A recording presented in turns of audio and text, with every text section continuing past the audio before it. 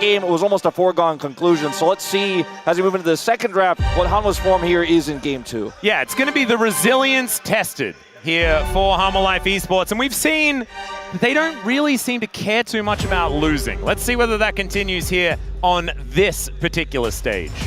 Peanut and Delight in particular, I think need to step it up after that game. Viper, definitely Guma got the better of him, but I think part of that is also the matchup and the fact he was playing MF, which you know, we're still not super excited about. But Peanut needs to step it up. This player is very important for how this team functions, because we have highlighted the contrast between really both of these two teams and teams like Gen G is that their junglers are often enabling. Now, after that Wukong performance, I'm not sure if I can still say that about Oner, because he did kind of go haywire. It was 10-1, I think, near the end. But more often than not, their job is to facilitate early action and try and make sure that these skirmishes go the right way, as this is a clear Rumble B1 setup here for Hanwha. Unless the Trundle is banned, in which case it's a clear Scion B1 pickup. That's the big branching path. As I was on the same page as you, Max, I was thinking that we're going to see a Trundle ban to come through here in this final spot. And that would have, of course, likely just banned T1, or forced T1 to ban Scion in that third slot. As there it is.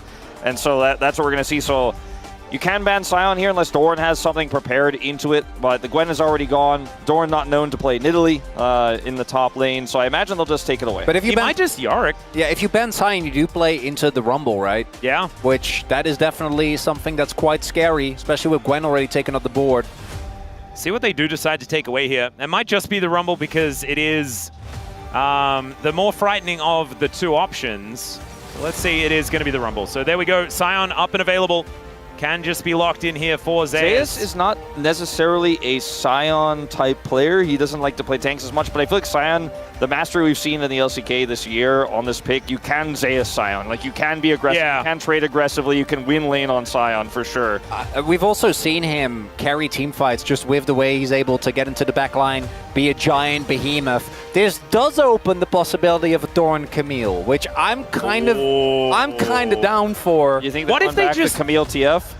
I'd love to see it again. They won't be able to get the Trundle alongside it, which is also phenomenal in that. That so draft fun. Was the quintessential perfect 1-3-1. Was so beautiful to see it, but we're not going to see an exact replica of that. There are still certainly opportunities. Other picks like the Rise, the Victor were ones I think T1 were considering here going into this first part of their red side draft, just because they're champs that can side lane really well. I mean, you already know that Scion is going to be on the Rift, so his side laning isn't very strong necessarily.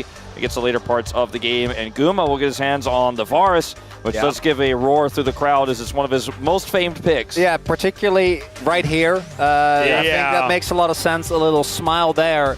I do think that it's going to be a different flavor. I think he has to be the on-hit version if he's ever going to get through this round. For sure. Also, the Xin Zhao is open for Peanut. Xin Zhao Victor, to me, makes a lot of sense. The Victor theoretically should have a really good matchup into the Rise, be able to bully it out, outrange it with a pretty substantial margin. You can also do this, and it is Zeka, so I am completely okay with this. And I also imagine Zeka is probably a bit mad after the last game because he did play decently well. Instead, he just plays Victor, which is a little bit of a shame, but I think makes so much more sense in the context of this series. I agree. Because taking the Victor away from Faker is the fearless angle. Yeah, exactly. It's a fearless angle, and it's very powerful here. Now let's see what that counter pick is going to be for Doran, or perhaps just to lock in the Pantheon and prio that, so you can have double global with Rise Pantheon here. And that still allows you to play, you know, picks like the Camille incredibly well. It's a similar story. You just side lane pressure, you have that global to back it up, and you just blow up the carry in the back line when you engage in the team fights. There's still the off chance that this is Pantheon support. Keria has played it before. I don't think it's likely. Given the performance very good. No, it was bad. It was bad. I just feel like we should mention it. Because it did happen before. But and the Camille ban is so obvious here, right? And the Xayah ban furthers like the same sort of identity where you're like, okay, I'm going on the back line. We've got a Victor here that's fairly vulnerable. I don't want them to have the Xayah, that extra safety. So it does make a ton of sense. You could also ban Ezreal here, I suppose, in the same vein as T1. I don't know about Vayne. Haven't seen her. No matter who I'm casting with all this, it does it to me every time. Did you catch that cool cinematic? Yeah. Yeah, with Vayne. She was in it. I mean, she's in the cinematic, and we all watched the Uzi video. I know. The Renata ban is interesting here, as Varus Renata is really powerful in lane, but I like Renata it with value, the Nico band already. Yeah, well, the Renata isn't that high value against Hanwha's comp in team fights yet. So that's the part that was a little bit puzzling to me, but I do think it's a strong laning support. But Keria, we know he has a few range supports he does like to play. Let's see what he's thinking about now, as Gumayusi's pick is to come through. The Poppy. Yeah, this is Could almost be a triple flag. Yeah. Right? Because you can put Poppy top, which I don't think you really want to do that into Sign, but you could, right? And then the Pantheon and Poppy both could go in multiple positions, so we don't really quite know yet where everything's going. And I like this from T1. This is one of the things that you can do on red side, as this is a no-brainer. Jhin, and then maybe Nautilus is one that you could look towards if you want to have a guaranteed way of locking down that backline. Leona is still open as well. Leona feels a little bit safer here, especially because you have, if you have Leona in this, you have such a great front line. You have Xin Zhao, Leona, and the Scion, and you just engage from far away, and the Jhin can follow up. But the Nautilus, I think, does work here. You might want to save it for later. Rakan? Yeah, Rakan is difficult to play into the Poppy, obviously. Yeah. I mean, it is, yeah. Okay, it will be it. And this is purely because the Poppy was on the other side, looking like it was possibly heading into the support position, and Best are going to be locked in. And now the question mark is still between the Poppy and the Pantheon, but Oner's Pantheon has been so incredibly good. I think when you're playing a comp like this with the Ryze, you want to have the Pantheon in the jungle because he's going to be more omnipresent. He's going to be able to follow up on the side lanes a little bit better. We'll be able to get into the backline. We'll just have more farm to access the Jhin and the Victor, just more powerful as a champion there. The Poppy, much more utility-based, is going to still be able to make that impact with their ultimate in the jungle. Can be decent into the Nautilus, obviously, is great for anti-dive. So a Poppy quite strong when you have a strong pushing lane like the Varus. And I like this setup with Keria on Poppy more than had it been Oner's Poppy. Oh yeah. And T1 is playing a very similar style, right? We have a Keria in the top lane. We have a very brawly kind of looking for the skirmishes style composition with the double globals. Hanwha Life kind of pulled back. They're like, okay, we tried a more skirmishing style. It just didn't work at all. Part of that was the play, but I think part of it is Hanwha just saying, we are going to play it safe. We're going to play a lot more around Viper. We're going to get a consistent team fight comp, and we are just going to match in the 5v5, which last game they weren't able to. Yep, and I think you say around Viper, but I think a lot around Zeka as well. I think this composition does kind of scream, Zeka played really well in the last game. Let's all facilitate that and see whether he can take us over the line, because the Victor is going to be doing so much of the damage in the later stages of the game. We'll see how well the Jhin is going to perform, but we know sometimes struggles on those numbers later on. And T1, once again, if it ain't broke, don't fix it. And they've got carries coming from just about everywhere and ways to really mess up these fights. Let's get into game number 2 and see whether T1 can get to an early match point. T1 하나 둘 셋. Oh man, you really get an idea of how many people there are in the Sajik Indoor Stadium here when they do the T1 fan chant. You absolutely do. This place was shaking.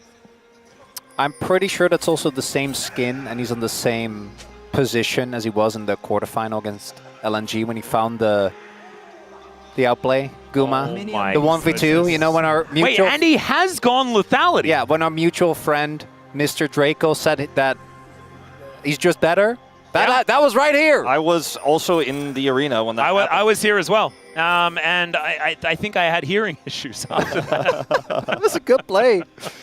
Taking a look at the rune setups here, I don't think we see anything too surprising. Zeka going for Airy for maximum attempt at keeping the pressure in that lane. And Keria, he is perhaps the biggest enjoyer of Spellbook. This man, I feel like on every single champion where you don't strictly need something else, has been going it.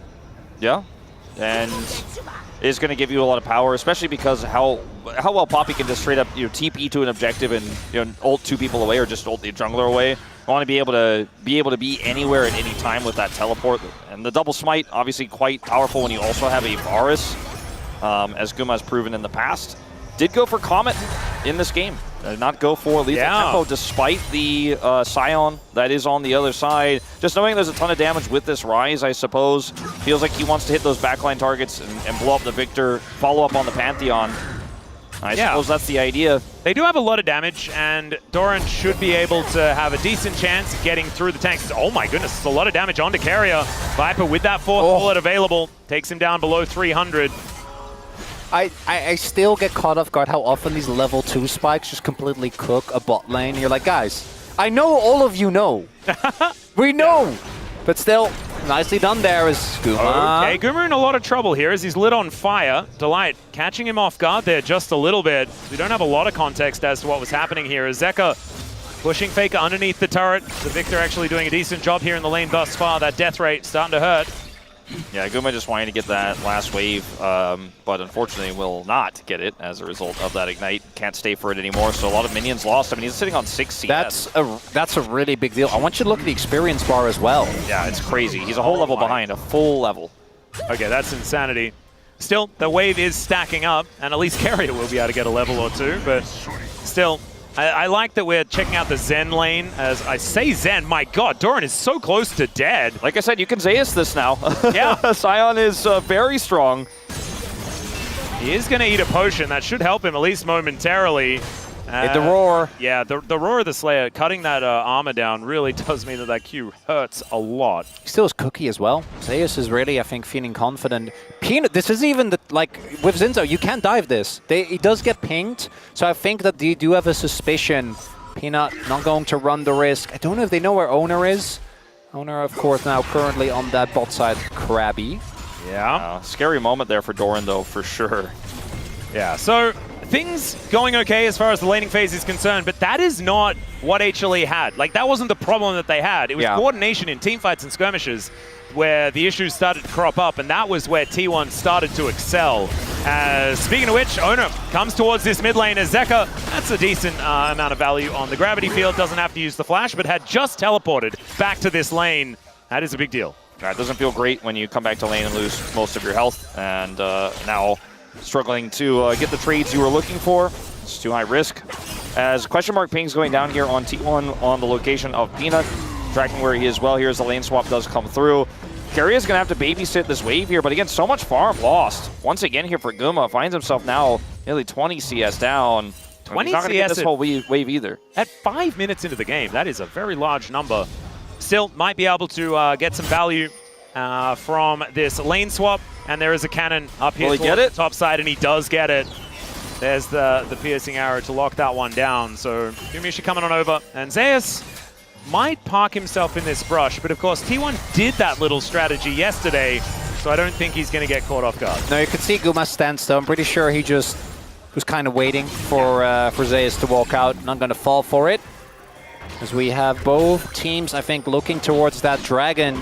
There's such a huge hole in the top and bottom lane in terms of farm right now, in terms of experience. There's a significant lead, obviously, still there in that top lane, but Dragon is going to go the way of T1 here. Timings of these resets, later back for Zeus, and this is Keria coming over with Oner, and obviously with the, Abessa in the bottom lane who hits level 6, there's just no real opportunity for contest. You see Zeus is going to ult back to the bottom wave here to catch on what he can, but the Dragon still goes over. So once again, T1, full Dragon control in this series. Still, I feel like HLE have been really good at picking up every minion wave, so getting maximal experience in this game thus far. As Doran's looking to go a little bit aggressive here towards the bottom side. Farming Cinder now done for Zeus. He can continue pushing things pretty comfortably.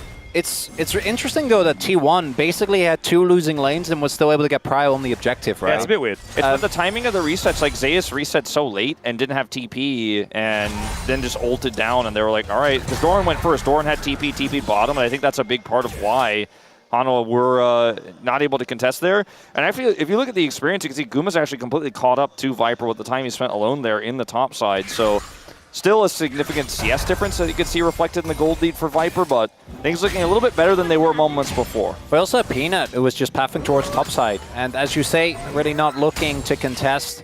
And the first Dragon, I don't think is really going to be too worrying, but it's more in the context of the series thus far, where objective control really has been T1's strong suit.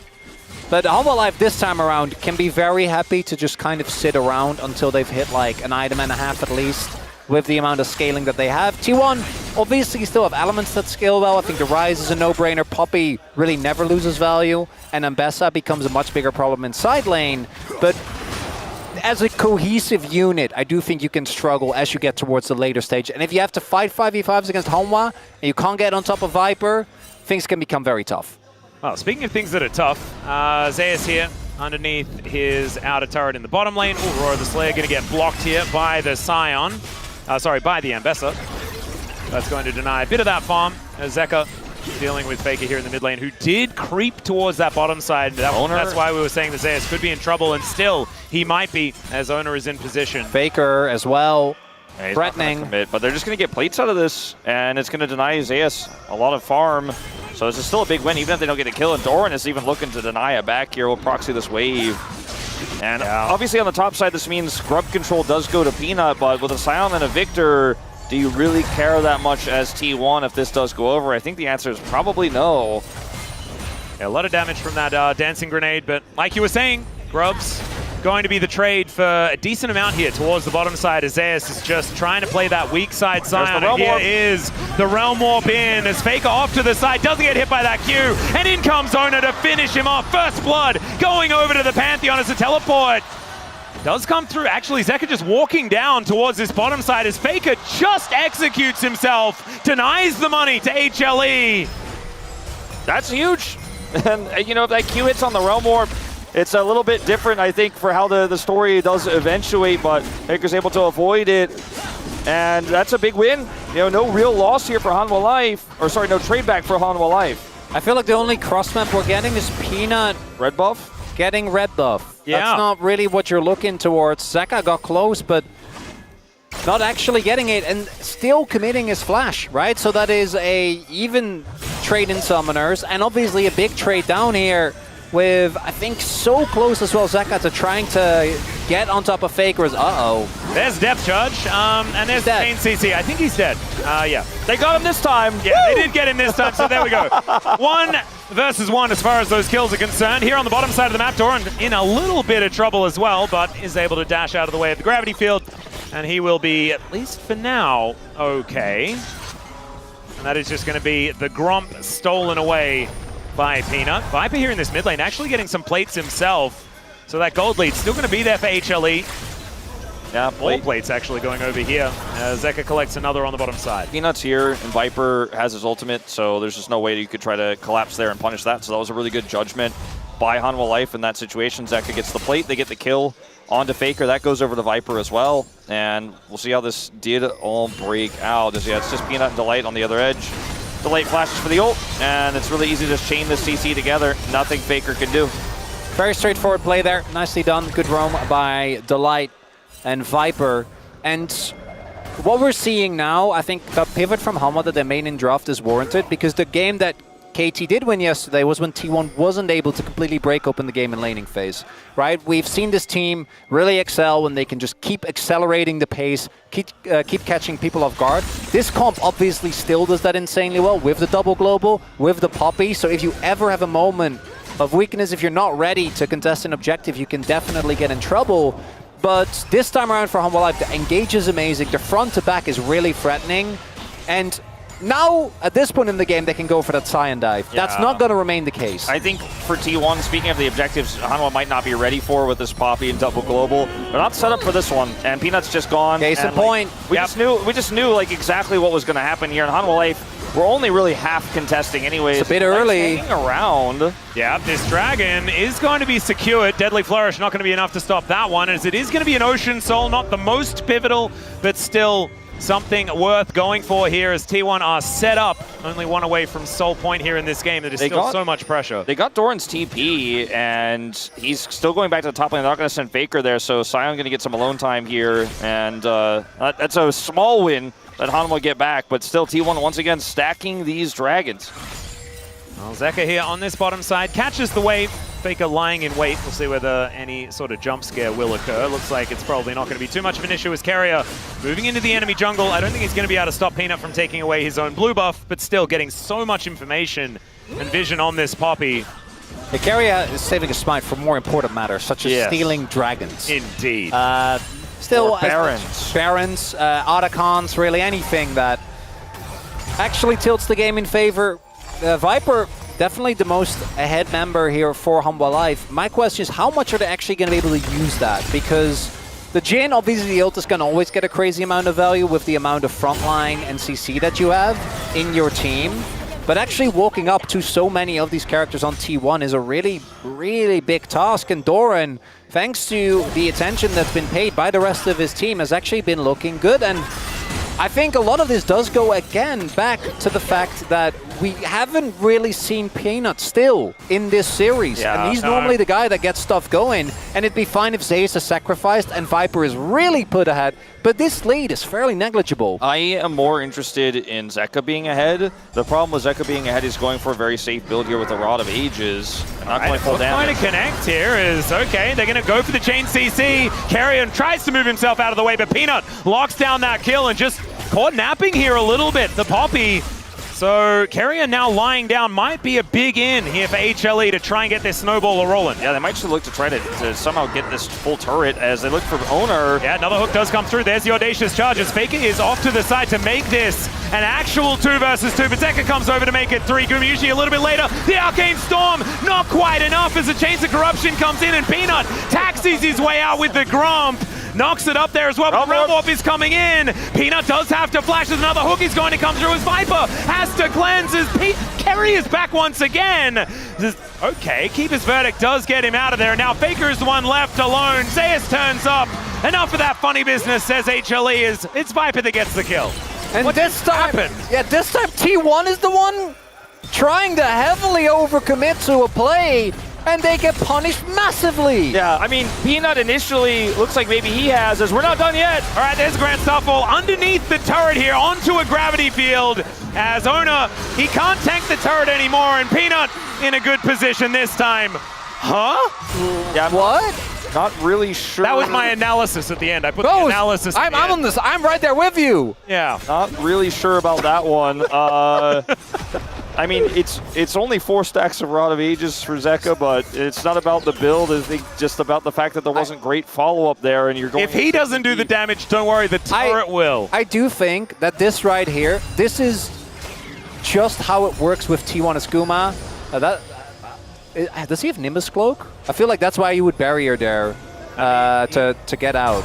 I mean, maybe he thought Delight had his ult back up because his ult just came up now, so Flash ulti could have still caught it. Well, yeah, so you barrier so you get the movement speed from Nimbus Cloak, and then you walk it off. He has a Ghost Blade as well. No, I think with T1, they always go for these plays. And in Game 1, we see it work out. In the series against KT, it does, and it looks amazing. And now here, we're just left scratching our head and go, you could have chilled out a little bit. There's been a bit of, you could have chilled out a little bit on both sides throughout this series. Yeah, Peanut's the same. Yeah. Because this isn't really the kind of Jhin snowball we were talking about. This isn't really quite the same sort of like, I wonder how they'll use that. Like, oh, the Rod of Ages on Zeka, you know, it's not a lot of damage, but we'll see how it works out. And then T1, I think, just gifted opportunities to Hanwha Life with misjudgment on how much damage they have in these situations. Faker down flash as well now, feels pretty bad. And for Hanwha Life, you know, a few minutes ago you were starting to feel like, okay, this is going to be a tough one to play out, but now you're feeling so much more comfortable. This could be a little bit dangerous though, as Doran looking for an opportunity, but the Xin Zhao is here. The knock-up comes through, Wind becomes lightning. There's the knock-up from Zeka. Zeus at the same time, as Doran might be able to flash his way out of here, but Zeus is right over the top, looking to try and chase him down. But remember, it's an Ambessa, so he has better running away. But I want everyone to look at the vision on the top side river right now, where Doran was pushed up past where the turret's husk is, where it's just tons of vision for Hanwha Life, none for T1. A very aggressive call there that nearly backfired. He loses his flash. And, I mean, I guess they could call that a backfire. Now we're looking for a flank for Keria. Okay, Drake is currently being taken here by Faker. Zeka moving on in. Peanut with that Wind becomes lightning. Keria looking for that flank angle, wants to hit the Keeper's Verdict to make this a man advantage for T1. As he finds it, it is just about perfect as now they just single out Zeka. That is going to be killed on the other side though, as both mid laners are now lying in the dust. The curtains have been called, and T1 has split the flash forward from Delight as now Zeus turns up to be that monster in the front line. But Keria is still being a menace. Zeus is looking to lock him down as Gumayusi over the wall is getting the pot shots in. Viper now singled out by Doran, who still has a lot of damage, and Zeus will be cut down where he stands HLE once again losing a team fight. And it's just way better coordination here from T1 in these moments. The Flash Keeper's verdict from Keria on the flank was absolutely insane. It gives him just enough space. And then you see the flash from Guma over the wall. So starts off with Keria here, over the wall, channels, flashes, gets the double knockaway. And that's the Scion gone here. Keria. And then look at the follow-up here when they look to collapse onto Guma. He's able to get over the wall, which is so critical to do the rest of the damage. And I think Viper, those shots, it's a Pantheon. You're just never going to get him if the E is up, trying to take him down. And then obviously once you get to this point, you're just a Jhin trying to run away. Even without the ult, Doran has no tough time getting on top of this Jhin. And they knew that Keria was there. They were just caught off guard by that ultimate that single-handedly secured them soul point. And I don't think they were out of the game, but they were definitely falling further behind. The 5v5 looked good for Hanwha. And now, all of a sudden, gold lead is negligible, and there is that soul point. And Ocean Soul and Bessa, Ocean Soul Rise, it's a little worrying. It's just these same T1 best of 5 stories we tell. It's the same objective control that they've been famed for across this roster. Again, with a different top laner now, but the rest of the core is exactly the same.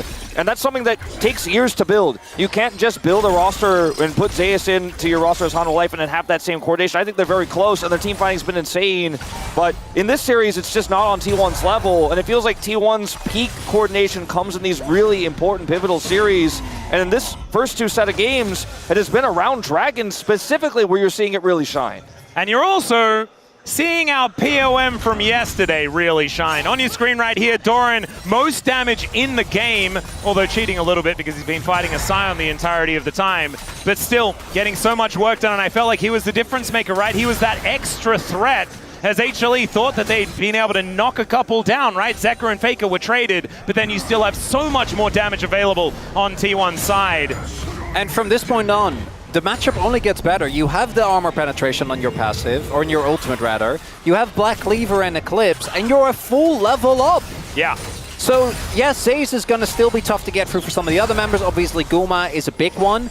And I do think that once Zeka hits the second, and particularly the third item, there are still plenty of opportunities for Hanwha. They still have a decent setup in gold, but they need to find an answer. This Poppy specifically, I think, is what really brings this T1 comp into we're T1. We can really get away with any situation that we like. Territory, as long as they don't let multiple members get immediately taken out of the fight. It's so hard to punish that play from Keria as well, even though they knew he's there. You know, you don't want to give the Dragon up. It's the way that T1 did it, where they started the Dragon early, threatened to secure the Dragon to force Hanwha in while he's on that cross angle. You know, it's not as simple as just he got lucky, he flash ulted, and they didn't know. It just puts Hanwha into so many different uncomfortable positions where they have to make the exact right call, and the exact right call is not easy to make, and you have to make it in such a short period of time. That was a great play from Delight to almost get Guma, you know, but at the end of the day, T1 pulling ahead in this one objective-wise, still down in gold, but it feels less significant as Doran. Public execution goes in as Viper is just going to get executed.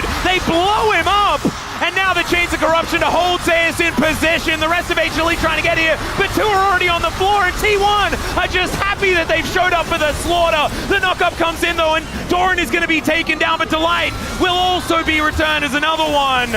And there is the Keeper's verdict. Keria not going to opt into it, but they've still won the fight. Salvage there from Peanut and Zeka to turn this into not a complete disaster, but I still think that T1 are so happy with it. Is it? Oh. Okay. Yeah, so it was, figured out that Keria was there. But that's probably still going to be out of comp. Peanut doesn't have Smite, or does have Smite, but doesn't have Flash. Keria has Smite as well. There's no shot. Like, there's Ultra Keria, there's 2 Smites. I don't think they can do this. I guess they're respecting the TP from Zeus and the fact that Jhin exists, and they're not going to run the risk. And also Soul Point is already there. Soul's coming up in 40. Yeah, 40 seconds, and I think they know that if they do go for the Otacon, they need to go for a reset, and they won't be able to get there for the Soul, so they won't go for that instead. The reason why this happens is because Viper's trying to follow up on Zeus' fully channeled Q to punish the TP, but Doran just instantly ults him and doesn't care, because he's on Bessa. And it was just a big mistake there. I think the idea on the punish is definitely, with a lot of other champions, correct, but sure, they get the shutdown, but it's just a big miss. And like you said, there's a salvage by Peanut here, but it still means T1 have full control. They take the safe call on the Otacon. I don't think they necessarily had to, but why throw this game away? Now you're even in gold. Ooh. Dragon in 5. 2 item spikes done for Zeka. And this is the point where I think Hanwha Live, they're gonna get this 5v5 win. Keria again. Can they find him? It's Carrier's angle as he just knocks Peanut away. The heroic charge comes in now. The Pantheon comes through as well, but it's not quite as coordinated as we saw last time. Viper fighting against Doran though. Deadly Flourish comes in. They take down Oner, and now Doran finds himself inside the blender, and he will be taken out. Now the curtains have been called. Carrier slowed down. He is out of range of these shots, and now Zeka is 1v1ing against the Poppy and kind of losing. That was scary. And Carrier is able to walk his way out. Still this time, HLE find a fight. I mean, Guma hits that arrow, it's a kill, he does miss it, but Hanwha Life will win their first dragon of the game. And yes, it's the same play from Keria. They only hit the jungler this time, and the follow-up isn't as clean. And there's the 5v5 we were looking for Hanwha. They deny the soul. They also deny, as Delight is on the ward, do take note. All right. There's no rest here. Death Charge going to come through here, but Faker just decides he wants to kill Zeus, and he might be able to do so. Gumayusi in a fair bit of trouble as Zeka distracted by the Poppy once again. Viper now looking for an angle. Deadly Flourish, will it be in range? And he doesn't quite find it, but he doesn't need to. It's a double for Zeka, and HLE running away with it now. At T1, they try to run the play back, but this time Hanwha says, come on, you can't do that to us 2 times in a row. And now the game firmly in their hands. So watch Keria here again, looking for that same play. Gets the flash, but only hits Peanut. If he hits Delight and Zeus there, maybe it's actually a better angle. And then the follow-up here from Oner, where you feel practically immortal, is pretty nice, but it's the turn here from Hanwha, where they actually peel back and deny Doran, giving Viper that space. And then the fight gets lit, but Zeka is also pushing Guma out on the top side. And once the Jhin is alive and has free reign, he can pop with shots like this. If Guma hits this arrow, Zeka dies, but it was just such a great call from Hanwha to peel back, take out the Mbessa, and then front to back in. So this obviously, there's a TP coming in, so they're happy to take this fight. Nicely done by Delight, also get the cancel. What I want to highlight is the positioning of that fight. Last time we saw that play, 2 people got knocked away, but it also was in the wide open space of the river. What happened there was they tried to follow up. There was a free man queue from Zeus there, because what are they going to do? Not try to back up their Mbessa, not try to back up their Pantheon, but as a result, the fight firmly favored, and that is a gold grab I love to see. Yeah, that was certainly a little bit of a Up and flat down, line. up and down, and up and down. Indeed, bit of a heart monitor, and you can imagine that this entire stadium full of some pretty high BPM at this point in time. Zeka moving towards his top lane, going to extend that gold lead just a little bit further forward. As HLE looking to try and take some control of this game. After game 1, I was a little bit worried. HLE looking a little out of sorts. Even in moments in this game, same thing could be said, that it might be that there is game forming on our hands. We might need a hand check, but we could do that a little bit later. Some series? Yeah, there could be some series. Yeah. We did jazz hands there just to let you guys know what we were up to. Always do it. Yes, just like this. Yeah, like this one, guys.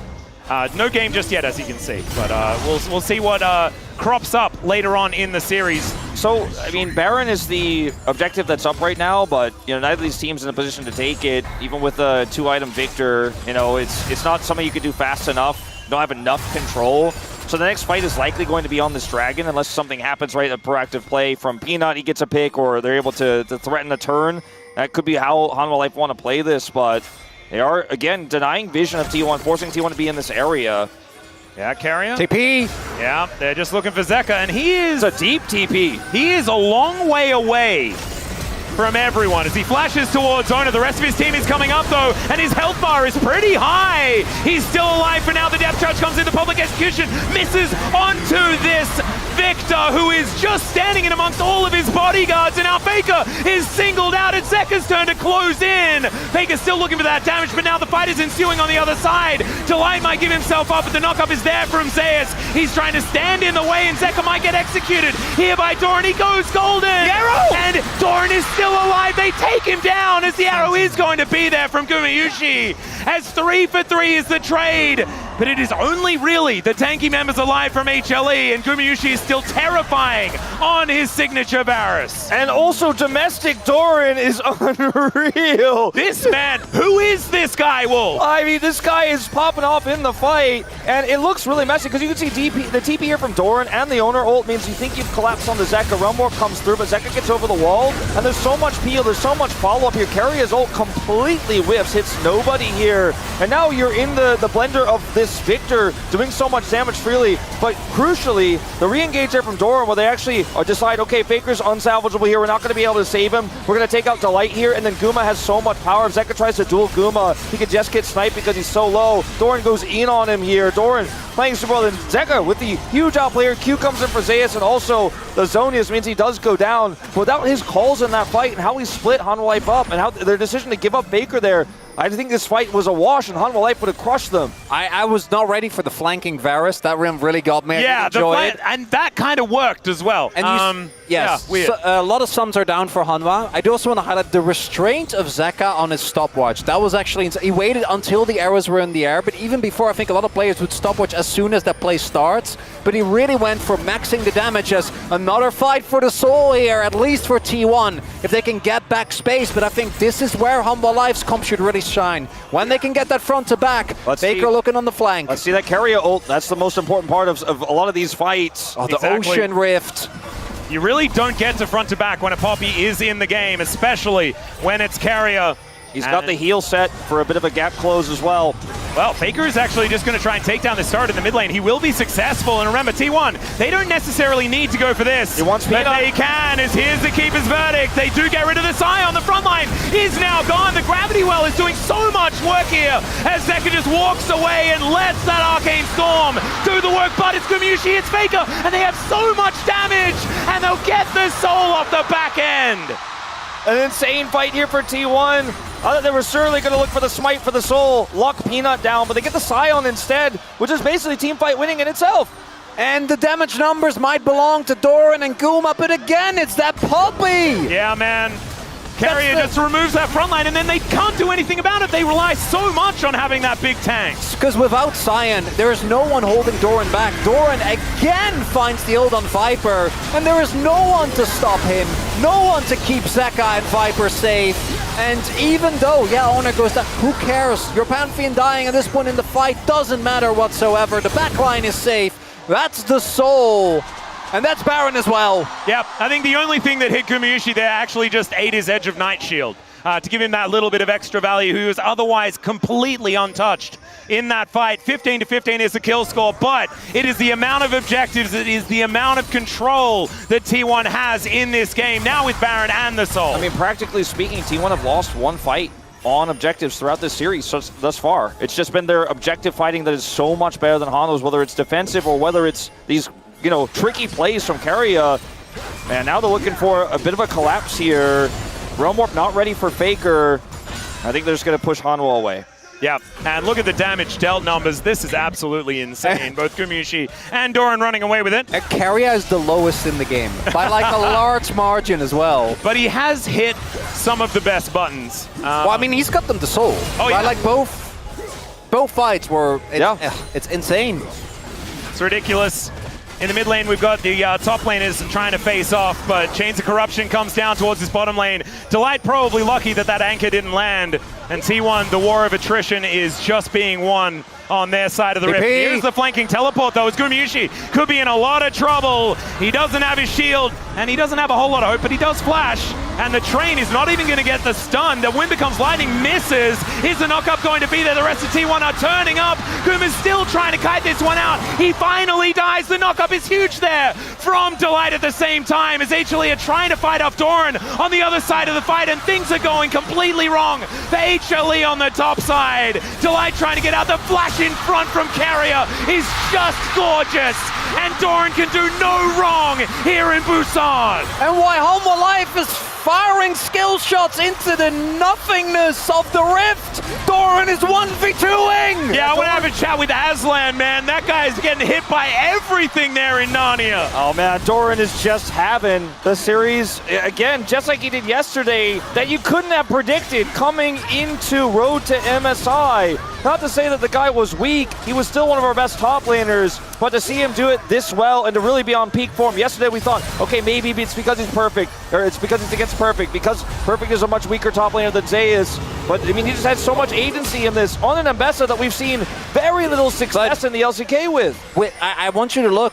Guma should have died. Yeah, this is so insane. much faster. This can't happen. You missed. This can't happen. A double miss. That. The Q gets flushed, but you need that ult. He needs to get knocked up, and then Peanut also doesn't follow through on the W. And because Guma lives so long, if they kill him earlier, I think that they have an opportunity to peel off way faster to shift the damage, get cooldowns out, and then on the other end, as mentioned, this Ambassa with Ocean Soul, it is disgusting. The flash from Keria to ensure that his top laner doesn't get CC'd.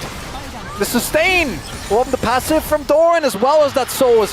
that was blind as well, kinda. On the ultimate. I mean, it's a good predict. He knew the trajectory. Death Dance, baby. It's a risky call, and he goes for it. A few things miss here, but ultimately I don't think it matters. You know, hitting that flourish would have changed things. Keria, the bodyguard, and Doran cleans up house. Man, T1 looking better than they have, I feel, all year long in the microcosm of this series. Keria with a big smile on his face here, and you can understand exactly why. They're looking at match point here in Busan. After destroying KT yesterday, the onslaught of T1 is looking to continue. There's coordination that this roster has built over years, and there's also the strategy element of these drafts that we're seeing, the Poppy coming through. All right, Zeus, his health bar is looking a little bit large, but let's see how long it lasts.